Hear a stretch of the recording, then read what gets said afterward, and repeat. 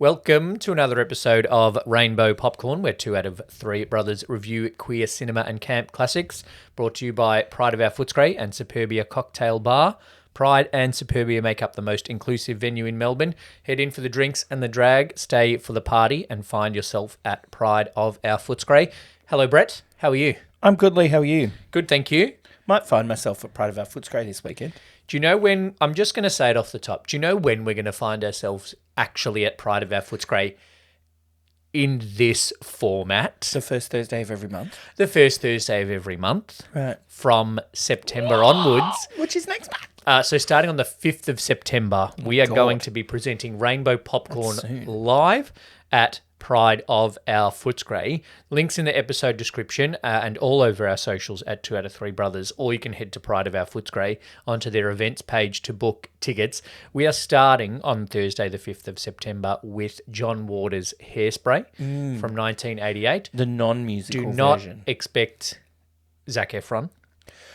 Nikki Blonsky might be there, though. She's got nothing else going on. She's got nothing else. She might be in Melbourne and just go, oh, they're showing my movie. She might have transferred to just Cold go, Rock, Melbourne. Melbourne. Don't know.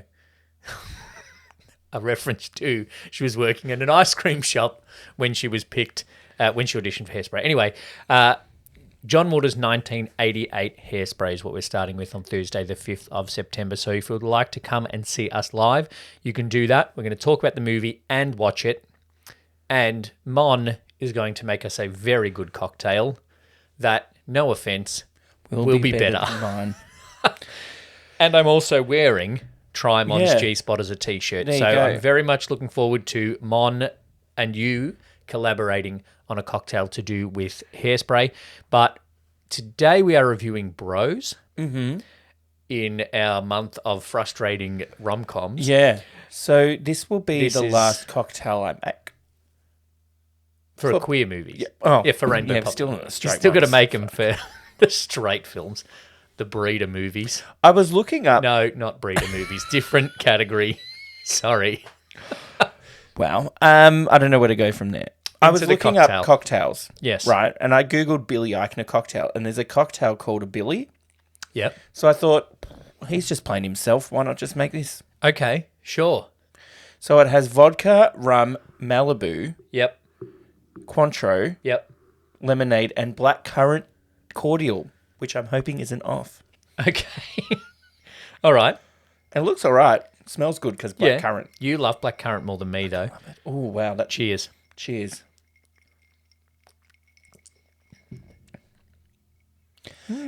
Coconut and blackcurrant. That's actually pretty good. I actually think the Cointreau is good in there too. That's actually pretty good. I'm very glad that what I did is half the quantities. Yeah. It was saying a shot of each of that alcohol, and I'm like, I have to drive. Otherwise, it's a Long Island iced tea version. Yeah, it's of a Billy Eichner. Staten Island Fairy.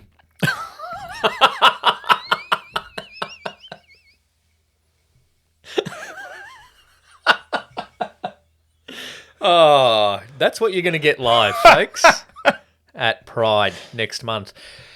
We're talking about Bros 2022, written, produced, and starring Billy Eichner. Yes. Directed by Nicholas Stoll. I thought it was a Netflix movie. So did I. But it was released in cinema. It was released in cinemas on the 30th of September 2022. Yep. The budget of 22 mil, but they spent 30 million on marketing. A lot of money. Right? Yep. Which, for this, I would have assumed would just be Billy Eichner walking around the streets of New York yelling at people. Well, it would have been like, if you know that if you're going to go and see my movie, I'll give you $5. And he does all that stuff. And if he's walking along with Deborah Messing, do you know who this is? Yeah.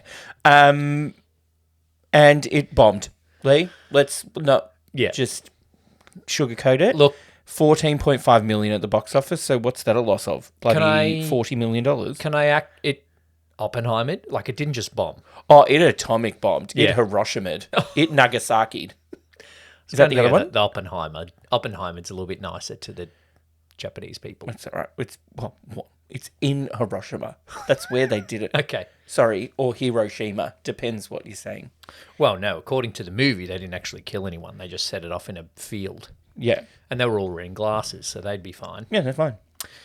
It did bomb at the box office. On RogerEbert.com, Maria E. Gates gave it a 2.5 out of 4, which translates roughly to a 3.72 out of 5.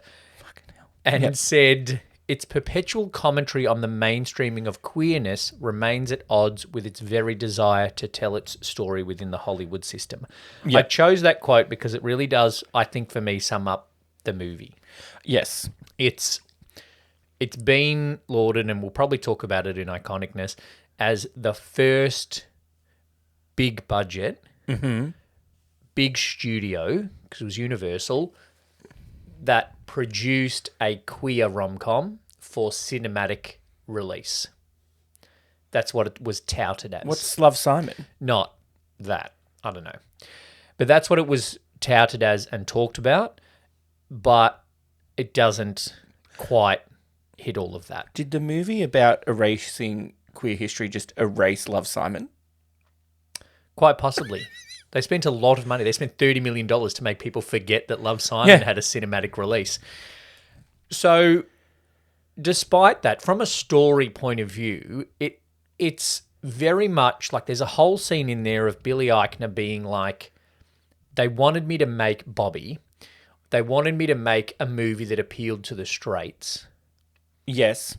And then he is so anti-heteronormative whatever, but then he's also anti-throuple, but we'll talk about that. Yeah.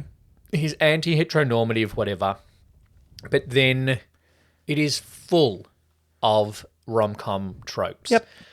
There's two main characters, and they both have, I mentioned it last week, an inciting incident that puts their normal world into disarray. Something has to change for them. They meet each other. They don't like each other.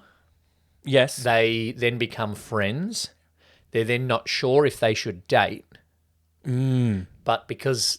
and then there's a few little gay twists on it. They're not sure if they should date, but they have a foursome instead. Then their character flaws get in the way of their relationship, which is a very rom-com thing. Yes. Then they do date, and it gets fucked up by their major character flaws. Then they have a happy ending because there's a big moment where he declares his love in front of everyone. Which is terrible. And then they have a happy ending. The only thing that's different is... It's two men. It's two men, and they've added this really annoying thing that seems to become a gay romance trope now, where the closer they get, all of a sudden the top is like, I want you inside me.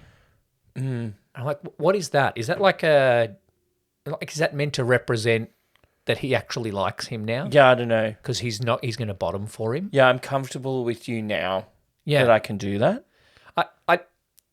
It's come up in a few movies and in some gay romance stories that I've read, and I don't like it. But it's another romance story trope. It is, yeah. Which this movie is full of, despite Billy Eichner being very firmly, I hate straight rom-coms, and I'm not going to write one. Do you reckon they put it in there because that's the thing that the straights can't do? Switch. Yeah. Well, I don't want to pigeonhole anyone. That's not a move. Pegging's a thing. It's called pigeonholing. Oh. I think Somehow that makes it sound worse. I know because you envision a pigeon. Yeah. I think that this is getting off topic. Look, I don't like Billy Eichner. Yeah. I find him very annoying. So it makes the movie hard to watch. Because I think that one thing with rom-coms is that you want to be rooting for them. Yeah. And you want to like them. I think they have decent chemistry. But they're very different. Yeah. Yeah, they're very different. I said when we watched it that Luke McFarlane saves the movie for me. Yeah, he's very good. Yeah. I think that the main problem that makes I'll say Bobby, the character, Billy. not likable. Is he's just this like, I'm mean to everyone, and then, oh, they don't stick around. How dare they not stick around because I'm telling them that what they think is wrong because only my opinion is right. And he's also very, like... It's preachy. It is preachy, and he is very good at putting people off straight away. And he says to Aaron, I'm emotionally distant and I'm proud of it, but then seems to get annoyed when people don't want to hang around him. Yeah. And he has that line as well late, and he says to Aaron, I'd rather be a cliche than be miserable, like in this preachy kind of way. I'd rather be a cliche than be miserable. Well, he's both. So he's failed at both. He is both. He is the cliche. But then, I think And he's miserable, yes. I'm thinking what you were touching on before is just like, that's what kind of makes it clunky in terms, it doesn't flow because so much of what he does preach about is why do we have to do things the straights do to make it what they want to think we should do. But then also, that's not me, but then at the end it is. And this movie does seem, certainly early on, and him having his own podcast is very much a moment of this, of him just like, he's making a statement, and he says it is in the podcast, and he says it in dinner, and he says it when he is awarded as the cis white gay man award at the terribly named LGBTQ Pride Awards. And then he has that whole scene, like I said, they want me to make a movie for the straights. He then made a movie that continually bags straight people. One of the reviews I read says that the line of, straight people, remember them, is in the trailer. Yeah. And then Billy Eichner was very disappointed that straight people didn't turn up to watch it in the cinema. But it's also like, this might sound bad. He didn't make a movie for a wide audience and then was disappointed that it bombed. But Billy Eichner doesn't have a straight following. So it's not like for me, Billy Eichner is not a mainstream celebrity. No. He's not, I can't think of one. I can't think of a mainstream gay. If they made a movie and starred in it, people are like, yeah, I like him or her. The ones from All of Us Strangers, I've just forgotten their name. Yeah, Andrew Scott. Yeah, Andrew Scott. Like if Andrew Scott makes a movie... Well, Harry Styles. Yeah. Nicholas Galitzine. They made the movie. They very much made a movie with no star power. Luke McFarlane had made kind of Hallmark movies up until this point. Luke McFarlane is that guy from Brothers and Sisters. Billy Eichner just yelled at people in the street. Yep. And occasionally done little segments in between late show segments. And he was in like the last season and a half of Parks and Rec. And was terrible. He's even divisive amongst the gay community. Yeah. One review I read, a lot of people were like, is this the kind of representation that we want? Mm-hmm. I'm very much of like... Any representation is good. Any representation is good representation, but it also shows the breadth of the queer community. Yeah. As, they kind of say in the movie, they assume that all gay people are smart, but there are dumb ones and smart ones. There are happy ones and there are angry ones, as Billy Eichner shows us. Yeah.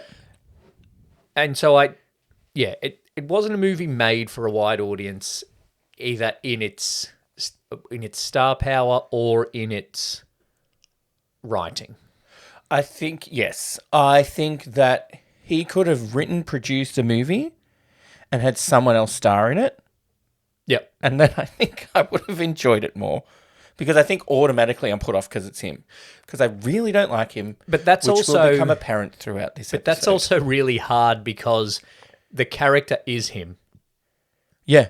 Like, you can write yourself... It's hard to write yourself in a movie and then not put yourself in the movie. Yeah. And people that know Billy Eichner and like Billy Eichner will go to watch Billy Eichner. But if it's written by Billy Eichner starring someone else, it might not, even the fans Billy Eichner does have, bring them. Do you know what I mean? Yeah. Although written by Billy Eichner, if you like Billy Eichner's style. Yeah. That's like written by Mindy Kaling and she's not in it. I might still go watch it. Seth MacFarlane can just write something and not be in it. Actually, I don't think that's possible. I've never seen that. The new Naked Gun with Liam Neeson. Oh no. I don't think he's going to be in it. He's going to be the gun. He's producer and script supervisor, apparently. Great. So, yeah, that's Bros. Overall, I don't want to overall it already. We will get to entirety as we do our ratings. Yeah, but it's okay. It's okay. Yeah. It does its thing, but it's not great. I just find it stuck in between a lot of things. In between comedy and statement piece. Yep. In between a word I read on a blog recently, homonormative and heteronormative. Okay. And we talked a little bit later. We talked a little bit in Holding the Man. A bit of the conflict of the character was he thinks as a gay man out in the city, he should be doing all these things, sleeping around and partying and whatever. Yeah. I guess that's the homonormative side of things. There should be group sex and there should be inclusion and there should be thruples. Right. So it's that there's a bit of a clash the scene is homonormative. Heteronormative and homonormative, but it doesn't, I don't think, address either of them strongly enough, but also ends up heteronormative. Yep. Because it's not we're not going to be together or it's we're not going to commit to each other. We're going to commit to each other for 3 months and then check in later. That's where it kind of flips it on its head and that's the only difference to the happy ending. Yeah. But really that's just a comment of, well, maybe straight people should be addressing that as well. Yeah. Scheduling in a performance review of their relationship. Yep. People should be, actually. I'm agreeing with that. What a performance, like an annual performance review? Yeah. All right. Do I need to get other people's opinion? Because that's what performance reviews are at work. You need to get a HR department. Fail. Should we do some ratings of the movie? Let's give it some scorings. So on the Pride scale, it stands for presentation, representation, iconicness, dialogue, and entirety. Yeah. And I'm going to talk about whether or not I cried. Actually, I'm going to do the crying first. Great. The first time I watched it, I've only watched it once. The first time I watched it, I cried at the song. Okay. Because it's the moment. You know, it's the big love reveal. Yeah. Which I cry at. Yeah. It's the same, any big happy reveal, like when Tracy Turnblad turns around in the rocket ship, cry. Yep. When Marty's bad special effect hand comes up in front of him and then it becomes solid, cry. So when in Deadpool and Wolverine, when Chris Evans turns around, cry? No. Oh. What about when you see Wesley Snipes? Cry? No. Laugh. Okay. Laugh. Not a big, happy character arc reveal. She got off the plane. No. Friends. No. No, don't even. Setting you up for failure. Don't even. Don't. Anyway. Presentation. The first time I cried. The second time I actually listened to the lyrics and the song is shit. Yes. It's a terribly written song. It won an award. And not a Razzie. No. Okay. All right, presentation. So I didn't cry this time. Yeah. Because I actually paid attention to the movie rather than the trope of it. I'm going to say it. I said it about Red, White and Royal Blue. And I wrote this before looking it up that it actually was released in the cinema. I said, made for streaming movies look like a good TV movie kind of thing. Yeah. And even though this was big production company produced for cinema, it still has a bit of that look. It just looks okay. It looks like it was made in the 2020s. Like there's nothing outstanding. There's nothing... It's just like shot normally. Like bad. I didn't need to watch it in 4K. But No. I bought a new TV, so I did. Even if it was in 4K, I don't know. Yeah, so meh. Yeah. But it's not that movie. Like, you don't make a rom-com for people to sit there and be like, wow, that was well shot. Unless you rang Lee. Oh, that's not a rom-com. Okay. which was the com Very in that? far from the Wow. com. Anyway. There are movies out there. There are romance movies out there that are made to look I suppose stunning. La La Land. Rom-coms generally not so. La La Land, don't talk about it. It just looks okay. Yep. It looks how it's meant to look, though. So are we rating it like... It looks how it's meant to look. It looks as good as you would expect a rom-com in 2022 to look. So Yeah. it's a 5? Or... In terms of I've seen movies present- that look better. I've seen a plenty of movies and TV shows, now that I do have my new TV, look better. Luke McFarlane also looks good. He looks all right. Yeah. He looks like he's gone to the gym. And the fake baseball player looks good too. Yeah. A 3. And that guy that's 60 but is ripped. Yeah. Yeah. I'm thinking a 3. Well, I'm thinking a 3.5 because it looks good. Like it looks kind of like a rom-com should look. I'm going to say that. There were some weird bits that looked fake. Okay. Was it at the start? I can't remember now. But there were some bits that looked odd. But then there were also some bits that looked very Hallmark, and I don't know if it was done on purpose. When they go to that Christmas village Yeah. with the family, With the Hallmark. with the whatever whole it's- heart Yeah. things, that looks average TV movie. Yep.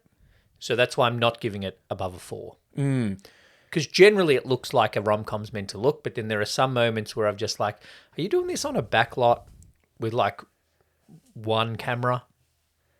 Yeah. Yeah. I'll stick with a 3. It did, though, win, was nominated for a Set Decorators Award, though. Oh. Yeah. I don't know what for. Let's just assume they So were a gay. 3 though. and a 3.5 for presentation. Yep. When we do this live, the audience is going to be able to rate it. Give us a number. Yeah. High, out, low. It's Price is Right. It's going to be Price is Right. You gave it a 3. I gave it a 3.1. Gave it a 3.5. And you, from table number 1, wins a showcase / wet pussy shot. Throw people under the bus. What did you think of Billy Eichner? Yeah. Audience participation, that's what people are going to come for. Great. Representation is what the R in Pride scale is for. I've already said that the LGBTQ plus Pride Awards is a terrible name. Yeah, I feel like it needs a different... Like it... Well, there's also... Do you reckon if it wasn't called that, straight people wouldn't know what it was? But also... They don't know what half those letters are anyway. But if his thing is erasure, where's the I and the A? Well, contentious. Yeah. Yeah. Like LGBT, like plus is just like whatever. Yeah. And Billy Eichner's character for the story and Billy Eichner as a writer should have added more letters. Yep. Or just call them the Pride Awards. Yeah. That's what they are awarded by Globe, which even they've admitted, the Gay and Lesbian Office of Business and Enterprise, they've admitted their name is a little bit outdated now. They just call them the Pride Awards. Yep. Do that. Covers everything. Yeah. You know what I didn't like? That Yes. even in this queer movie, there's still a stereotypical gay best friend.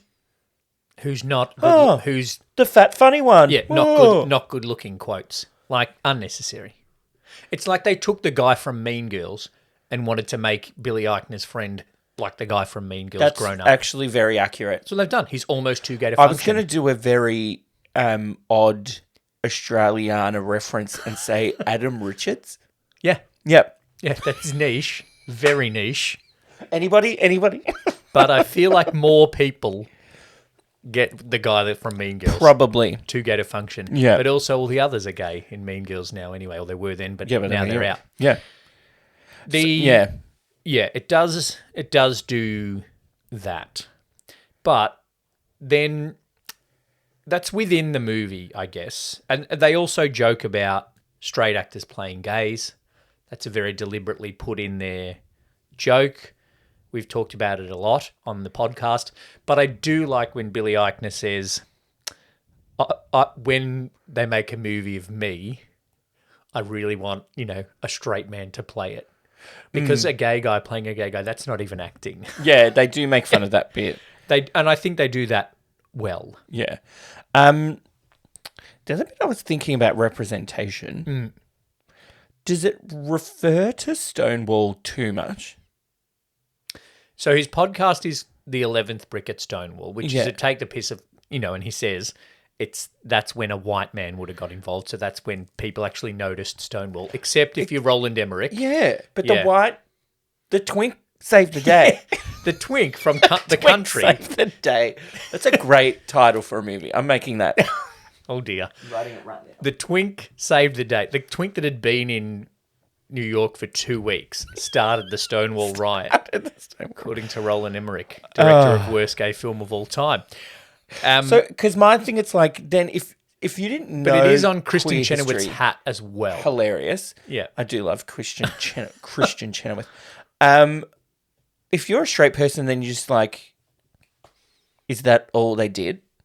Yeah, it was that, and then everything's fine. There was some bricks, and now we have gays in the media. Yeah, and then you don't see any other thing until like, I don't know, fucking Amy Schumer pops up as Eleanor Roosevelt. Yeah, there's comments about that.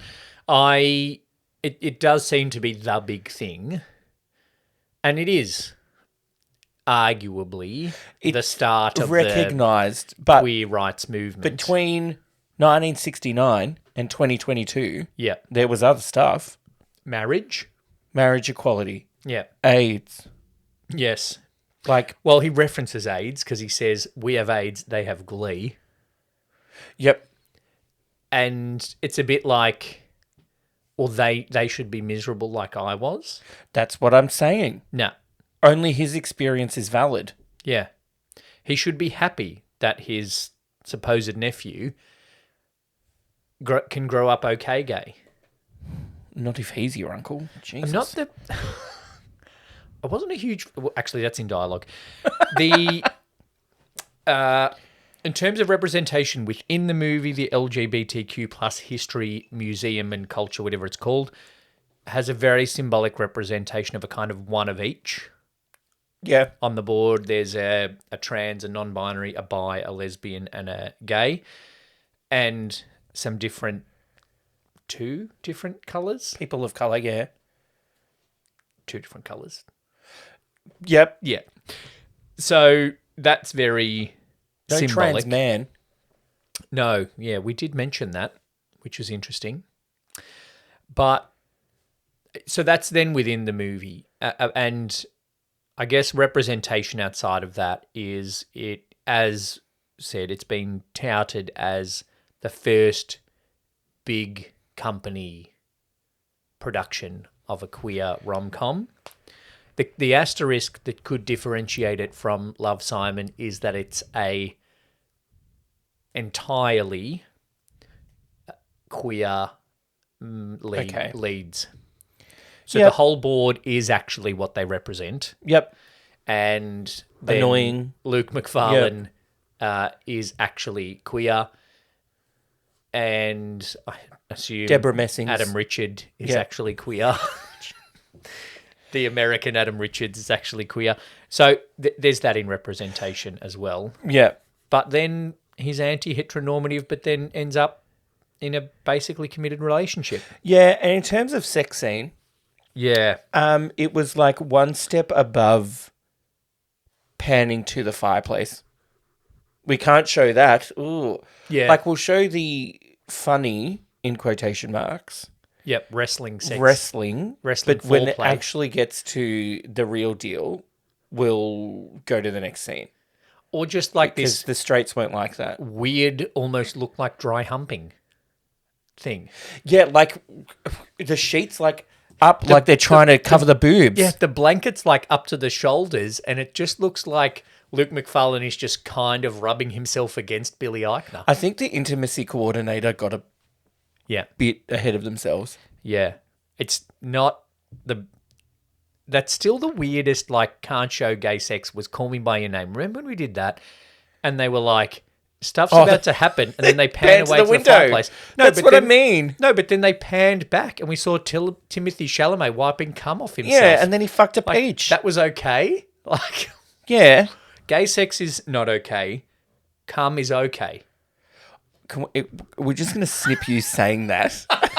And that's our trailer. Shit.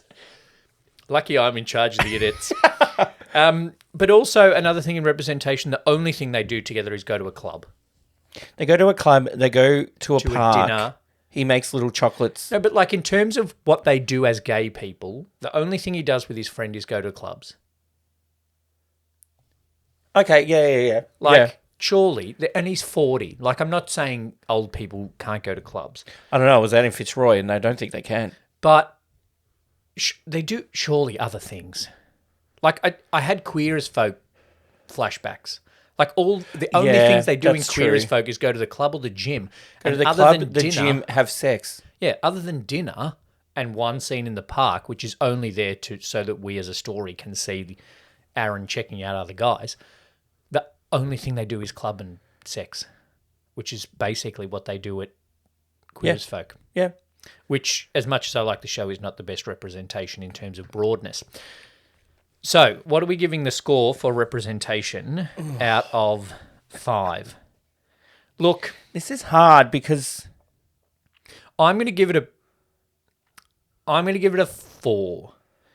Okay. Because I'm going to give it a 4.25 actually, because it is something that it is a very queer cast. Yeah. It is something that it shows a little bit, not the depth that I would like, of the different, that it's not a normal rom-com. Yep. And there's no straights playing gays. I'll give it a 4. Okay. Like, reluctantly. Well, I think that it does represent a queer relationship and queer people. I don't think it's perfect. So that will move us on to the iconicness of it. It's not perfect. No. It's not a big movie. Yeah, I think that if we're thinking iconicness and then its attempt to become a mainstream success, yes, it's not. That didn't happen. No. And I don't think it's going to be something compared to other movies around this same time that, you know, in 10 years, people are going to be like, oh, but it was great. But they will say that about other movies that are released now and a bit. I think they'll say that about Love, Simon. They'll say that about, I reckon. I think they'll say that about Red, White and Royal Blue. Red, White and Royal Blue. I reckon they'll say it about Happiest Season, which, stay tuned for later in the year. And you're right, other movies that have made a bit of a mainstream, but I don't think this has a claim of, if it wasn't for Bros, Happiest Season wouldn't be made. Like, I don't think it was even that impactful. No. The only no. point, I guess the main point it's iconic in that someone gave a queer actor, writer, studio money to make a movie. That's a step. Yeah. But also, that doesn't make the movie iconic. Harvey Fierstein, Kristen Chenoweth, and Deborah Messing are icons. Ally icons, Kristen and Deborah. Yeah, all right. Harvey Fierstein's an icon. Yeah. And Stonewall is an icon. And there are some... And Ben Stiller. Yeah. And Seth Meyers. There are icons referenced in the museum stuff. Amy Schumer. Yep. Interesting, like, they had this... A whole subplot running through the whole thing is we can't prove Abraham Lincoln was gay. Yep. But there's actually no proof that Eleanor Roosevelt wasn't straight. There's letters. But there's also letters for Lincoln. There's letters for Lincoln as well. So... Yeah. Will and Grace do a whole thing on it. Yeah. The joke is funny. Yeah. I would turn away if Amy Schumer popped up to tell me about Eleanor Roosevelt. Yeah. I'd go back and talk to Ben Stiller again. I think I'd prefer to go on the... gay trauma train. Yeah. You're leaving the Obama administration. But what's that around the corner? That's okay. Bowen great. Yang was funny as well. Bowen Yang, also icon, I reckon. Look, there's Yang 4 icon. icons in it. I'll give them half a point each. So I'll give it a 2. Yeah, I'm going to give it a 2 as well, actually. Because it is another example of something in relatively in the mainstream. Yep. And yes, Bowen Yang, Harvey Fierstein. Luke McFarlane's becoming a little bit of that kind of rom-com-y gay icon thing. Look, He could make quite a career out of that. Him and Jonathan Bennett, Hallmark channels. Let's go. Oh, yeah. Jonathan Bennett is Aaron Samuels from Mean Girls, in case you didn't know. Yep, got that. They're white people. They look the same, so it's fine. Jonathan Bennett has darker eyebrows, though. He does. Dialogue. D for dialogue. The script, it's very statementy and opinionated. We've talked about that being Billy Eichner's opinion. Yeah. There's some bad writing, though. There's having a go at the cis white gay thing subtly, even though Billy Eichner's made his whole career and benefited from being cis and white. If he was of colour, he would not be able to go up to people and yell at them in the street. Yep. And then there's the NFL guy that's like, it's really hard being a hot, ripped white man in the closet. Yeah. So there's a lot of kind of that. The titles, though, like funniness, I have to mention these titles. Are Correct. You There, God? It's Me, Martina Navratilova. Yeah. That's a great book title. And then the Hall Heart movies. Christmas with Either, Yeah. the bisexual one. Yeah. A Holly Polly Christmas. There's 7 of them. Yeah. Have Yourself a Heteronormative Christmas. Or Miracle on 34th Street, but there's one gay guy. It's very obvious jokes and very obvious, but there's another icon actually on the poster of Miracle on 34th Street, but there's one gay guy. Oh, it's Leslie Jordan. Yeah, Leslie Jordan. Oh. Another icon. 2.5? No.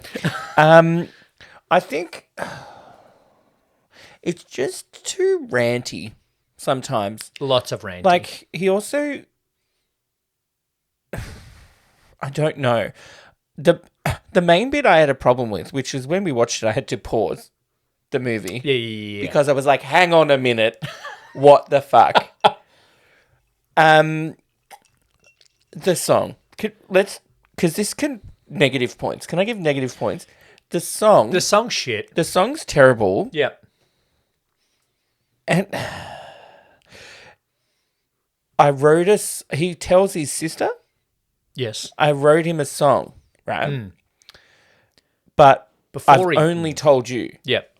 Something I'm only going to tell you is I wrote him a song. Yep. Right? Yep. And then they're like, let's do it. And Coach Beast and the bald one know it. The whole board knows that he wrote a song. Yeah. But what would they have done if he'd not shown up? Where'd they have a keyboard there? Well, I assume they have everything. They have enough space for a roller coaster for some reason. Maybe they just got it from the Liberace exhibit. Oh, true. Yeah. It would have been the white grand piano just gets wheeled out. This was unprepared. Here's a white grand piano we're just going to wheel out. I really hate... I just... No. Surely, if those two are musicians... Coach Beast is a musician. She was on Glee. I fucking love Coach Beast. In Glee and in this. When he has roid rage and she tries to hold him down and she just goes, lesbians, hold him down. Yeah. That's great. Like Deborah Messing says, see, lesbians have their shit together. Yeah. If those two are musicians, surely they've done rehearsals and at some point they got to go, I know you're going to yell at us, Bobby, because that's your thing. Yep. The song's shit. Can we just tweak some lyrics, please? I don't think even verse 2 rhymes. Can we just work something out, Love please? is not love. Yeah. I don't know why I did that like Cher. Love is not love, but I'm going to get down on one knee and say that I love you. Yeah. Yes, that's definitely losing points. I'm Also, trying to think what was good. Bobby says fuck too much. That's not good. I'm just saying that. Right. Yeah. What is good is the comedic timing, I think, between Billy Eichner and Luke McFarlane is good. When he says, I have to tell you something when they're in bed, and Bobby's like, oh, what, you can tell me. And Luke McFarlane just delivers it completely dry. He goes, I want to make little chocolates. And it's so cute. And then, my brother caught me hooking up. No, making chocolates. Making chocolates. There's quite a bit of their back and forth is actually good. And Yeah. there are some good jokes in there, like that one. I liked when they go on their date, and then Aaron's like, I'm not going to come up because then it becomes a whole thing. Then Bobby goes to walk away, and Aaron's like, Bobby, wait. And you think he's going to say something, but then they end up in the foursome. Yeah.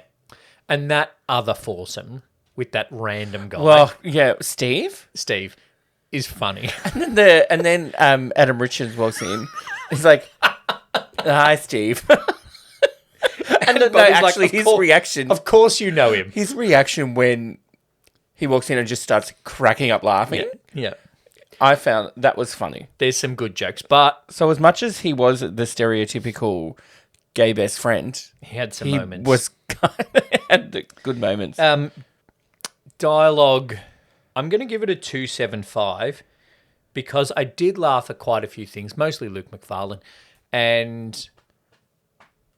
see, this is the thing. If he was just going to write a rom-com, Yeah. he ticks a lot of boxes. Yeah. So script writing works, but I don't know if that's what he's going for. So I'm going to take some points away. The other bit that I didn't like, right, was the bit with the parents at dinner. Yeah.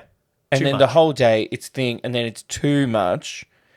It's also not a good example to go, this is what my parents did, and I turned out fine, because you didn't. You are not a well-adjusted human being. He's not fine. 7 penises, Brett. Seven. 7 penises. And I'm sitting between my parents. And there's 7 penises. Yeah, and he's Soft penises. He was very clearly stated they were soft. penises. I'm surprised he didn't then elaborate on how many of them were circumcised or not. Yeah. But he acts like an asshole He is an the arsehole. whole time Yep. that's with his parents. And then Aaron cracks it, and he's Says like, one thing. what did I do? Yeah. And then he goes off with his mate, and they kiss in the alley. Yeah. And then it's like, poor me. I'm the victim. I'm like, you were an asshole all day. I was an arsehole to you, and then I pushed you away and said, we can't be together. Yeah. And now I'm going to get angry Yep. that you kissed another man. Yep. Who is probably nicer to him. Yeah. And they also have history. They were mates. Yeah. And also, if one of the boys that I had a major crush on in high school was suddenly in an alley with me and said, do you want to make out? I would make out with him.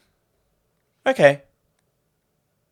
Great. Just to kind of be like, yes, I have made out with that boy. Okay. So Anyway, I'm going that's to a give little dialogue Yep. Jesus. Yeah. What does the crowd think? 2.5. This is where we can fill at our live event. While you think, I'm going to ask the crowd. I'm going to Two give and it a a half. 2.5. Okay. I think that I would give it a 3 if somebody other than Billy Eichner was saying it. Oh, okay. Because the way he does things makes the dialogue seem worse than it probably is. 'Cause he but I yells a just lot of can't listen to it. Okay. Like, he could be saying funny stuff, but the way he says it, Yeah. it's not funny. And That then makes also, sense. the first grinder hookup we see, Oh, that's really annoying. and then he calls it on his podcast a romantic encounter. No. Where was the romance? Well, that's another thing entirety. The Good film, segue. The film is very contradictory to me. I've already mentioned heteronormative versus homonormative. Yep. But then he has a go at Aaron for being emotionally distant. Or no, he says, I'm proud to be emotionally distant and I don't chase people like you who ignore me or blank me at a nightclub. But then he spends an entire scene shaving his ass and trying to get the perfect pick for a guy that's a dickhead on Grindr. Yeah. Those two things don't go. The joke is good Because Right. it's true. because it's true. And then at the end, if he gets blocked, everybody knew that was going to happen. Everybody that's been on Grindr knows that that's going to happen. And so the joke works as a joke, as a skit, not as a character moment for Bobby. Yep. Because he's like, I'm very proud that I'm smart enough not to chase dickheads like you, Aaron, which he then spends an hour and a half chasing. Yep. But also in the next scene, chases a dickhead on Grindr. And I think it's contradictory within the movie, but then, as I said at the start, he's kind of caught in the middle. Is he trying to make a movie where Bobby is a complex character that is caught between heteronormative and homonormative? Now that I know that term, I'm going to overuse it. Great. You already have. Is he that conflicted character caught between that? If that's what he's going for, he doesn't nail it. Yeah. And if he's going for, I'm going to make a non-heteronormative rom-com, he doesn't nail that either. Yep. Because it has all of the hetero rom-com tropes in it, and they end up committed to each other and monogamous because they have a conversation saying, I don't want to be open. Yeah. Because So- he's jealous.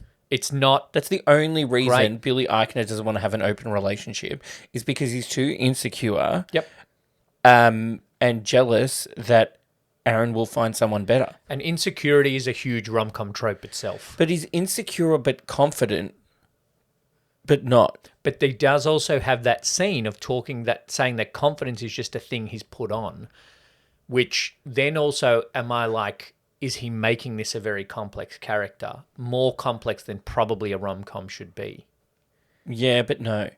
So I think that if the movie was I'm a gay guy Yep. and I don't want to be stuck in a normal heteronormative style relationship, but I've met this guy who I want to be with, Yep. that's a different movie. So I don't think that was his intention. And if that was his intention, he didn't make it obvious. I actually No. don't know what he was trying to do. Other than yell at straight people. Yeah, because also if it's like we're going to have this history museum and because we've erased history, Yep. the history that they commented on was all very, for lack of a better word, mainstream. Like, I didn't learn anything new. It was very limited. I already knew that Stonewall was a thing and who Marsha P. Johnson and Sylvia Rivera was and who Martina Navratilova is and that Eleanor Roosevelt and Abraham Lincoln were probably gay and I know who Harvey Milk is. So he actually didn't teach me anything new. You know what they left out, though? The twink that started Stonewall. Yeah, what about that blonde guy? He's not in there. I can't even remember his name. Roland Emmerich was not in the Hall of Gays. No. There's also no evidence, really, that Leonardo da Vinci was not straight, but he's in there. Like, there's no it's quote, clutching at straws. hard evidence Yeah. that they were. They're just assuming based on a whole lot of things. I mean, it was fucking 400 years ago. Well, they could have had an opportunity of important queer people that have been erased from history and put a miniature spotlight on them because they wouldn't have said anything. But when he was walking around a museum, he could have mentioned them. Yeah. I think that could have been a movie itself. Like him trying to get this museum up and going. Yeah. I think the story of him being angry at straight people in gay erasure is a story. Yeah. Him not wanting a relationship but finding a guy that he likes is a story. Yep. And I think that he's tried to layer both of them on there in order for him to get the point across of you don't have to be in a relationship and look at all this history we've erased. And again, so he's caught in the middle. He Yeah. does a lot of shouting at straight people. He's accidentally, potentially, made a very tropey rom-com Yep. that doesn't appeal to straight people and then was disappointed that it didn't get a wider audience. Yep. I'm going to give it a 2.5. Same. All right. Because it's just okay. Like, I'm probably not going to... I don't know if I'd watch it again. I don't think I will. I'm going to watch Love, Simon again. I'd watch Love, Simon and Pride and Holding the Man again, even though it makes me cry. And Hairspray And 1998. Hairspray 1988. Yeah. So, the total score. Interesting. Oh. You know what it scored above? It scored, obviously scored Boys higher. Don't Cry. It obviously scored higher than Stonewall. Yeah. This is mental maths, not Excel maths. Okay. Oh, actually, maybe I'll have to punch this in just to be sure. Yeah. Okay. So I'm going to just quickly do this. So for... Oh, this is going to go badly for the radio. Not that this is radio. I saw a meme Great. today that said... there was like a quote of a tweet, and it said, there should be some kind of podcast that just runs all the time and you can access it for free whenever you want. And then the reply was like, that's the radio. That's talkback radio. You're talking about the radio. Yeah, that's what's interesting about radio is that Kyle and Jackie O have not won any ratings in Melbourne. I don't know.